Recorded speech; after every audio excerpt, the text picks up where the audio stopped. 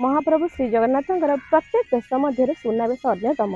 यह वर्ष को प्राय 5 थर अनुष्ठित होता है, यथा विजय दशमी, पौष पूर्णिमा, दोल पूर्णिमा, कार्तिक पूर्णमी, मात्र आषाढ़ मास शुक्ल पक्ष एकादशी दिन यह सुनावेश रथ पर होता है।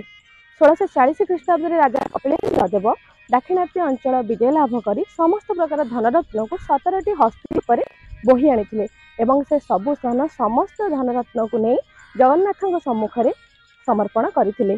गजपति महाराजा ये अपूर्व भक्तिभाव मनोभाव को देखी सेवक बड़तड़ाऊ अनुरोध करते जन सबु वर्गर जनता जनसाधारण यही सुनावेश प्रचलित करा रथ उपर सिंहद्वार सम्मुख में। तेणुक सेबेठारु कपिलेन्द्र देव तांकर अनुरोध रक्षा कर 138 स्वर्ण रत्न खचित स्वर्ण अलंकार मान निर्माण कर श्री विग्रह को रथ उपर सिंहद्वार सम्मुख में मनमुग्धकर बेश करई आसुचंती। तेबे सेबेठारु आज पर्यंत यही रथ उपर सिंहद्वार सम्मुख में प्रभुंकर सुनावेश प्रचलित हो आसुची।